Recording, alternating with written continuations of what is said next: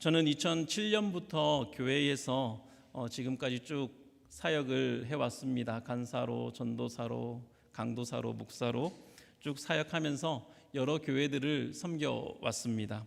시카고에서 4년 동안 한 교회를 섬기고 또 캘리포니아에서 15년을 살면서 세 교회를 섬겼습니다. 저는 캘리포니아에서 살게 될 줄 몰랐어요. 15년이나 살게 될 줄 몰랐습니다. 그래서 신혼여행을 서부로 가자 이래서 서부로 갔는데 그게 그만 가나안 땅 12정탐꾼의 정탐이 되는 걸 몰랐습니다. 그리고 지금 이제 주님의 교회에서 좋은 성도님들과 함께 아름다운 신앙생활을 하고 있습니다. 그 길다면 길고 짧다면 짧은 한 19년 되는데 부교육자 생활을 하면서 저는 교회의 부흥을 경험해 보고 싶었습니다. 교회의 부흥을 경험하고 담임 목회를 하고 싶다는 갈망이 저에게는 있었어요. 하나님, 진짜로 부흥을 경험하고 싶습니다. 그게 저에게 재산으로 있어야 정말로 담임 목회할 때 잘할 수 있지 않을까요? 부흥이 있는 교회, 부흥을 경험하는 그 교회에서 신앙생활을 하는 성도들의 눈빛, 분위기, 안색, 그 느낌이 어떤지를 제가 보면 나중에 더 잘할 수 있지 않을까요? 그리고 제가 모시는 담임 목사님의 그 목회를 보면 제가 많이 배울 수 있지 않을까요? 이런 바람이 부교육자 생활을 하는 내내 저에게 있었습니다. 여러분은 어떠세요? 부흥하는 교회에서 신앙생활하는 것 여러분도 원하지 않으십니까? 부흥이 있는 교회와 부흥이 사라진 교회는 공기부터 다르다고 이야기를 합니다. 일주일 내내 문이 닫혀 있는 교회의 공기는 어떨까요? 그리고 일주일 내내 문이 열리고 사람들이 오고 가는 교회의 공기는 어떨까요? 같지 않겠죠. 다를 거예요. 우리가 이 교회의 부흥을 바란다고 한다면 우리는 교회란 무엇인가? 이것을 먼저 알아야 할 것입니다. 교회의 본질은 무엇일까요? 수많은 답들이 있는 것 같아요. 교회의 본질을 세상에서 하나님께로 부르심 받은 자들의 모임이다라고 말하기도 합니다. 그것은 교회를 뜻하는 헬라어 에클레시아가 바로 하나님께로 부름받았다라는 뜻을 갖고 있기 때문에 그렇습니다. 또한 교회는 하나님 나라의 증인 공동체라고 하면서 하나님의 뜻과 복음을 전하는 공동체가 되어야 한다. 그것이 교회의 본질이다라고 말하기도 합니다. 제자 훈련하는 교회들은 다 이렇게 얘기해요. 영혼 구원하여 예수님의 제자 삼는 공동체라고 얘기합니다. 그 모토를 가지고 달려가죠. 다 맞습니다. 교회는 그래야 하죠. 그런데 오늘 본문에서 사도 바울은 조금 더 본질적인 이야기를 하고 있는 것 같습니다. 교회에 대해서요. 22절에 보니까 하나님께서 예수님을 만물 위의 교회의 머리로 삼으셨다라고 말씀하고 있습니다. 이어지는 23절에는 교회는 예수님의 몸이다라고 말씀하고 있어요. 우리 가운데는 교회가 예수님의 몸이라는 이야기를 처음 듣는 분도 있을 것 같습니다. 교회는 예수님의 몸이다. 사도 바울은 에베소서 1장에서 하나님의 우리를 택하심, 그리고 예수 그리스도의 제사함, 그리고 성령 하나님의 인침, 이 세 가지 신령한 복이 성도에게 주어졌다고 이야기하면서 그 복을 신앙생활을 하면서 실제적으로 경험하고 깨달아 아는 신앙생활을 하기를 원한다라고 기도했죠.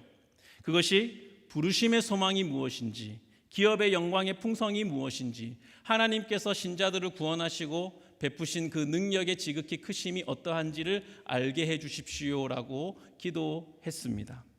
그런 다음에 그 베푸신 능력이 예수 그리스도를 죽은 자 가운데서 다시 살리신 부활의 능력이라고 말씀을 드렸습니다. 사도 바울이 말하고 있죠. 그 부활의 능력이 성도 한 사람 한 사람 안에 능력으로 역사하고 있다. 그것을 모르지 않는 신앙생활을 해야 한다고 말씀드렸습니다. 그렇게 바울은 권면하고 있습니다. 20절 그의 능력이 그리스도 안에서 역사하사 죽은 자들 가운데서 다시 살리시고 하늘에서 자기의 오른편에 앉히사.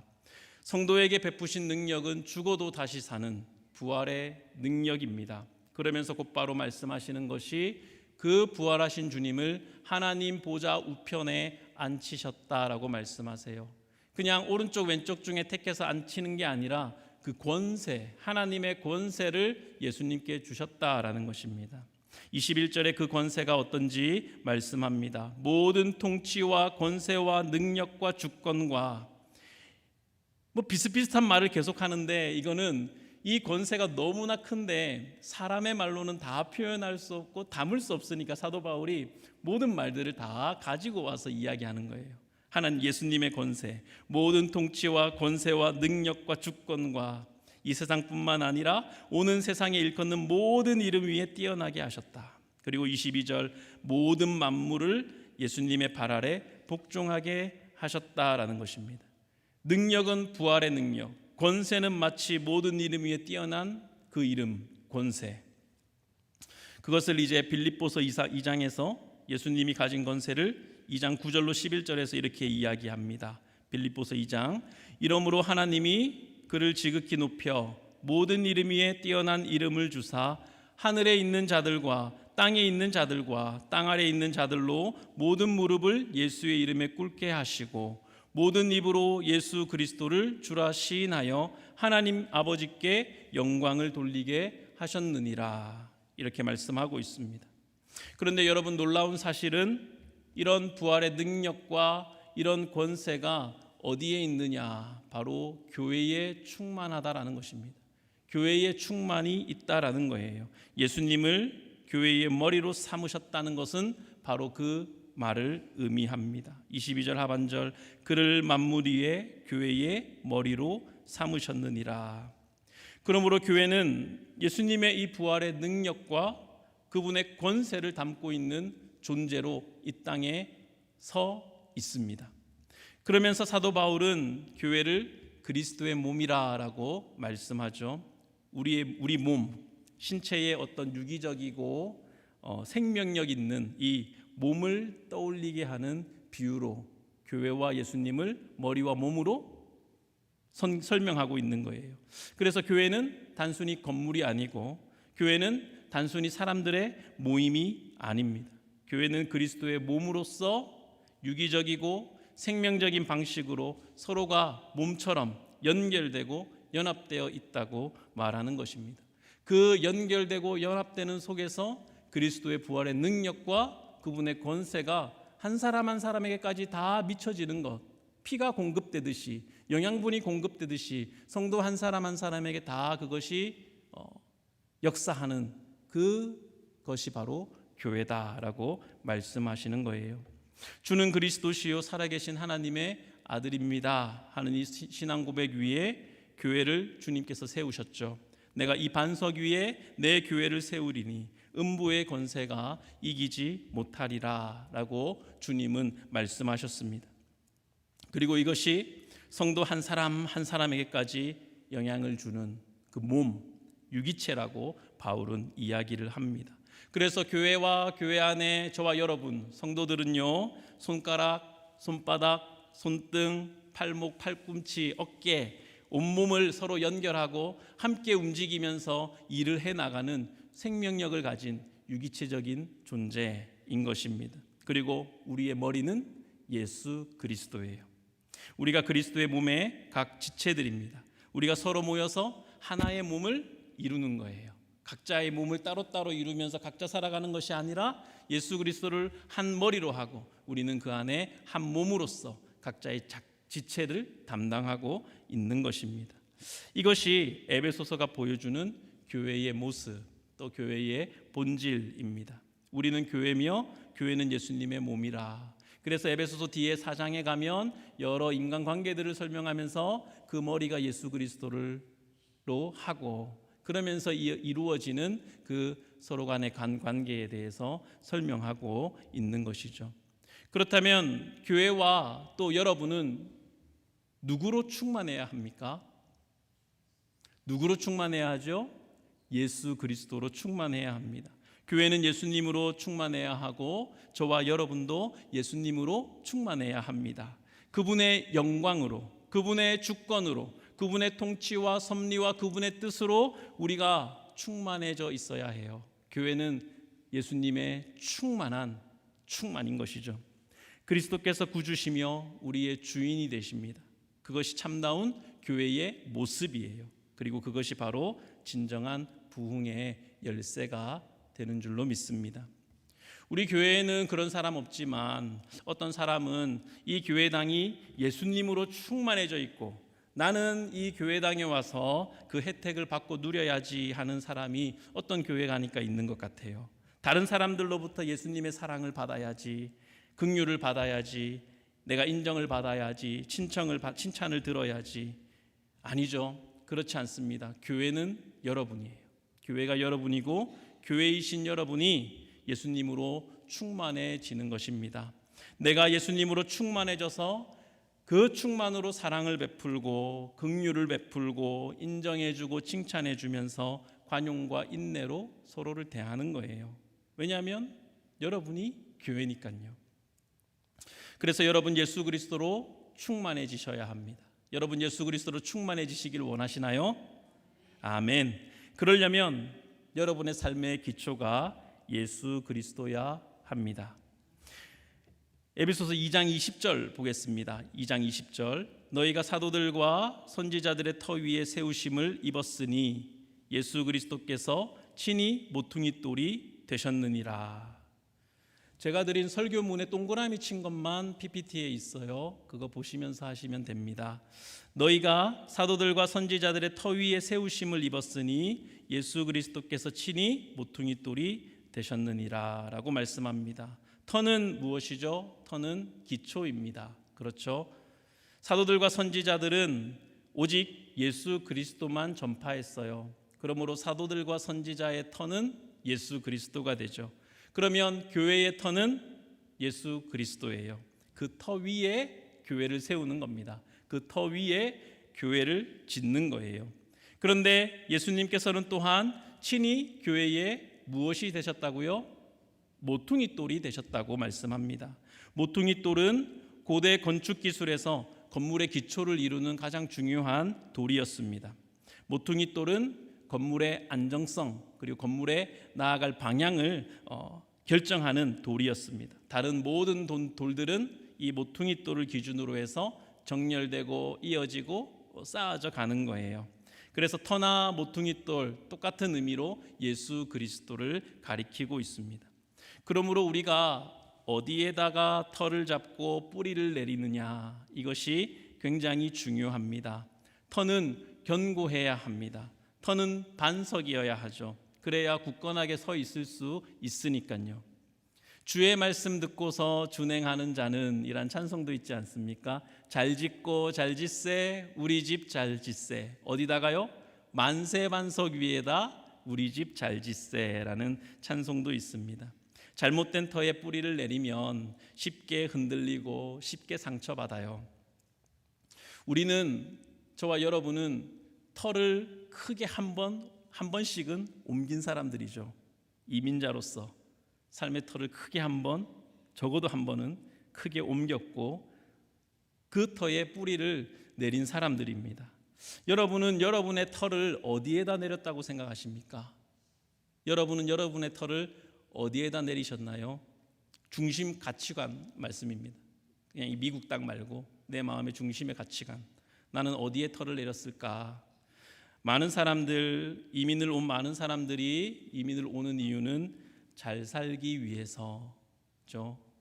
잘 살 수 있을 거라는 희망이죠.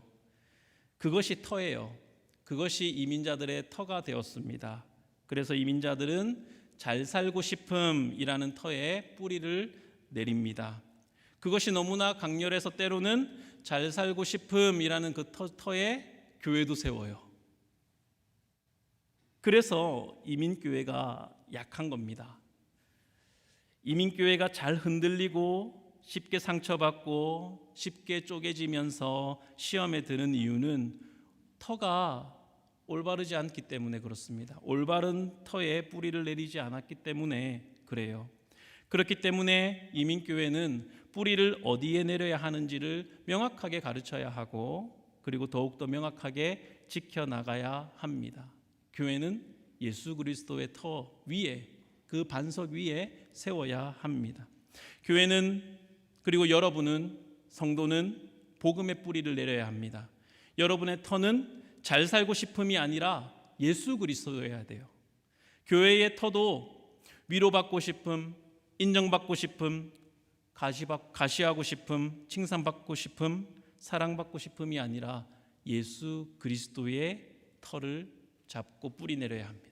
여러분께서 교회에 출석하시는 이유도 예수 그리스도여야 해요. 다른 데 있어서는 안 되는 것이죠. 거꾸로 돼야 됩니다. 거꾸로. 여러분이 예수 그리스도의 터를 잡고 뿌리를 내려야 비로소 잘 살 수 있게 돼요. 거꾸로 되셔야 됩니다.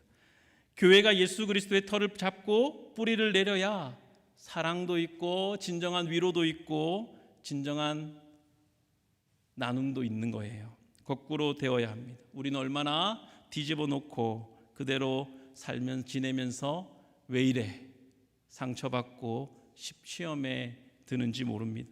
터를 잘못 정했기 때문에 그렇죠. 여러분의 삶과 교회를 그리스도 이 반석 위에 터를 잡고 우리의 뿌리를 내려야 하는 겁니다. 그래서 우리 교회의 성공 여부는 사도 바울처럼 가르치고 초대교회 성도들처럼 배워야 합니다. 사도 바울은 고린도에서 복음을 전할 때 이렇게 말했습니다. 고린도전서 2장 2절, 내가 너희 중에서 예수 그리스도와 그가 십자가에 못 박힌 것 외에는 아무것도 알지 아니하기로 작정하였음이라. 왜냐하면 이 고린도는 번영과 부, 쾌락과 향연으로 가득했던 도시였기 때문입니다. 잘 살고 싶음이라는 터 위에 세워진 도시에서 사는 성도들과 교회였기 때문에 고린도 교회는 문제가 너무너무 많았습니다. 싸우고 다투고 분열하고 시기하고 질투하는 일들이 교회 안에 만연했어요. 그래서 사도 바울이 이렇게 얘기하는 겁니다. 오직 예수 그리스도와 십자가, 그리스도의 십자가만 외치기로 내가 작정하였노라 라고 이야기합니다. 저는 우리 주님의 교회가 무엇보다 하나님을 더욱더 알기를 원합니다. 어제 야곱의 이야기를 나누면서 하나님이 얼마나 우리를 사랑하시는가, 얼마나 우리 뒤를 쫓아오시면서 씨름을 거시고 우리 삶을 변화시키시기를 원하는가, 이 하나님을 나누었습니다. 복 받고 싶으면 야곱처럼 철야기도 하고 하나님께 매달려 가 아니라 야곱과 같은 나를 사랑하시는 하나님의 그 위대한 사랑을 정말 가슴으로 철저하게 깨달아 알자라고 말씀을 드렸지 않습니까? 그처럼 하나님을 더욱더 가까이 알아가는 것입니다. 그리스도와 그분의 십자가의 사랑으로 가득 찬 교회로 우리 교회를 세워가는 것을 우리가 다 함께 꿈꾸고 나아갈 수 있기를 진심으로 바랍니다. 그리스도의 사랑, 그리스도의 십자가, 하나님 외에는 교회에 더 다른 것이 있을 필요가 없죠. 더 있을 이유도 없는 것입니다. 우리의 인간적인 생각과 우리의 욕심들 다 내려놓고 저부터서 목사가 가장 많이 방해하는 것 같다는 생각도 해요. 네, 그거 다 내려놓고 예수 그리스도의 십자가 그 사랑으로 교회를 온전히 세우는 그런 주님의 교회가 되기를 주님의 이름으로 축원합니다. 여기 모인 저와 여러분은 그래서 그 하나님의 사랑과 그리스도의 은혜로 인하여 살아가는 삶임을 날마다 고백할 수 있기를 바랍니다.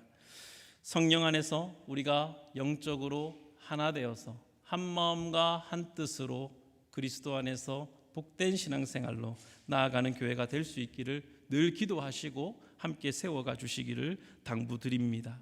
이 관계, 그리스도는 머리요 우리는 그분의 몸이라, 그리고 우리 서로는 그 한 몸 안에 연결된 지체들이다라는 것은 영원한 관계예요.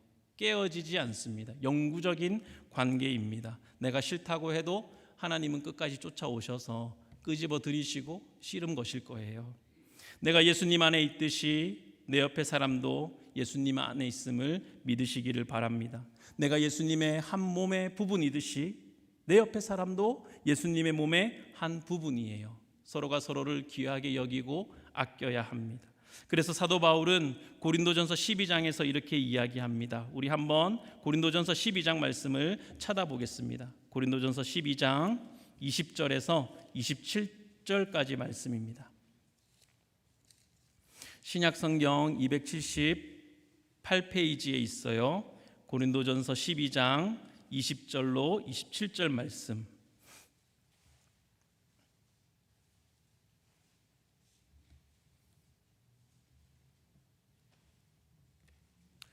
목사님 에어컨을 좀 틀어주셔도 될 것 같습니다. 뒤에. 예. 네, 감사합니다. 고린도전서 12장 20절로 27절 말씀 우리 한 절씩 교독해 볼까요? 이제 지체는 많으나 몸은 하나라.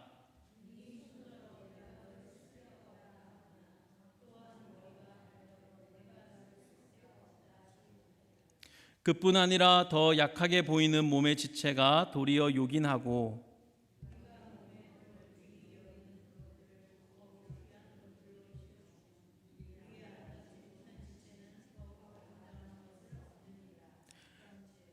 우리의 아름다운 지체는 그럴 필요가 없느니라. 오직 하나님이 몸을 고르게 하여 부족한 지체에게 귀중함을 더하사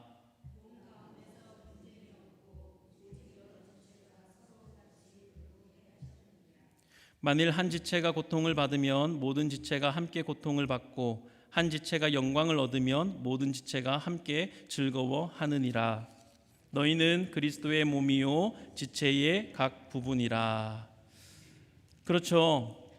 참 놀라운 말씀을 사도 바울이 하고 있습니다. 더 약하게 보이는 몸의 지체가 도리어 요긴하다.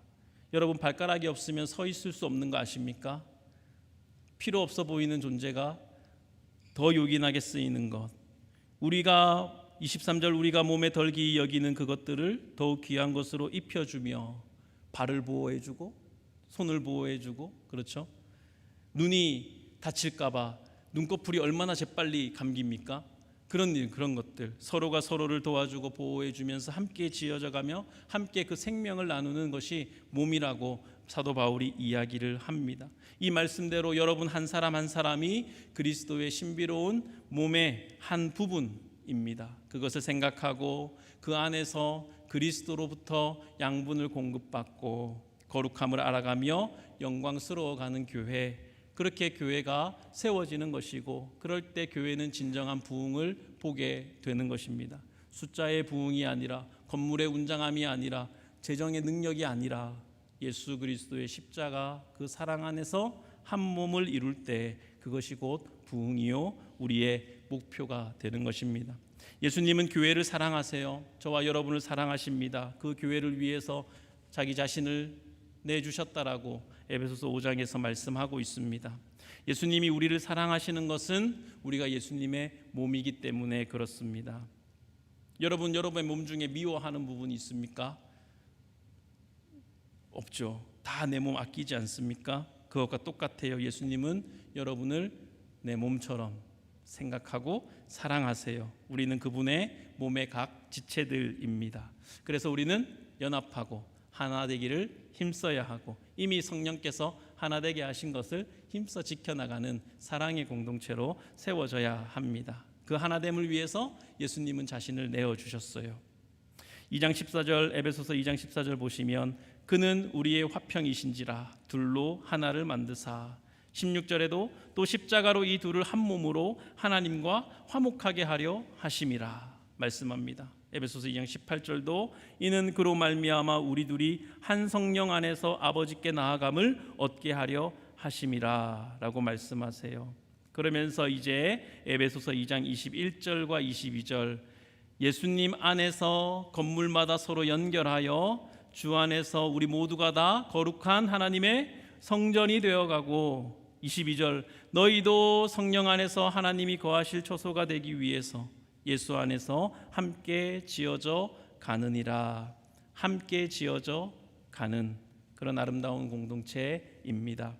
다시 우리 본문 23절로 돌아오겠습니다. 1장 23절 교회는 그의 몸이니 만물 안에서 만물을 충만하게 하시는 이의 충만함이니라.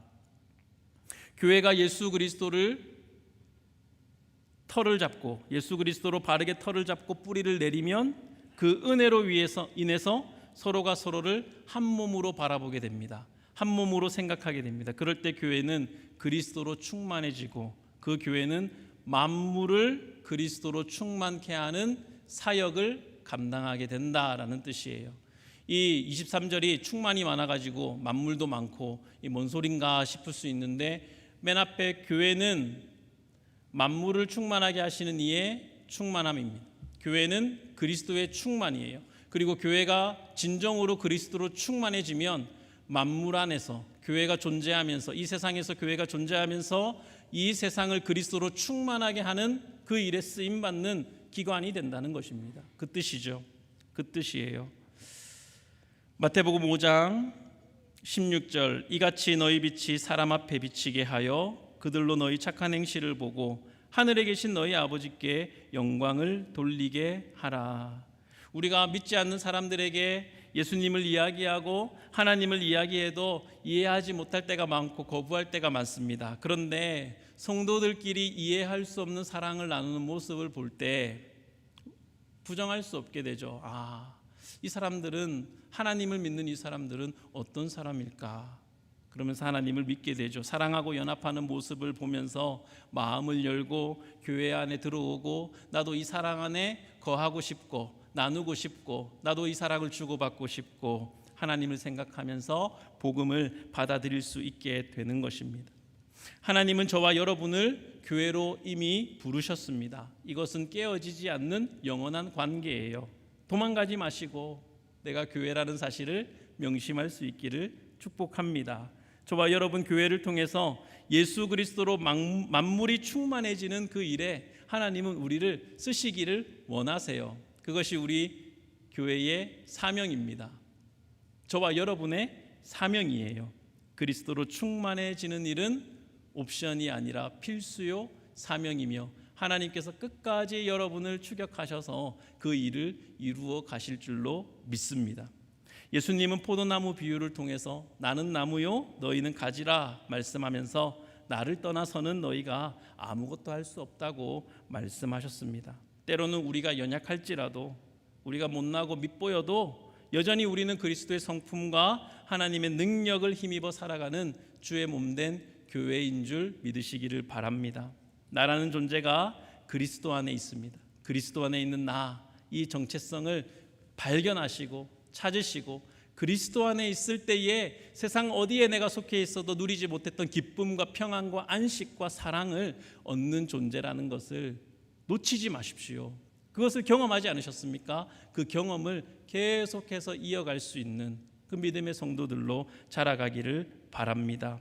예수 그리스도로 털을 잡고 그렇게 뿌리를 내리는 성도와 우리 주님의 교회가 되어서 우리 안에 진정으로 불어넣어 주시는 부흥을 경험하는 그런 우리 모두가 될 수 있기를 주님의 이름으로 축원합니다.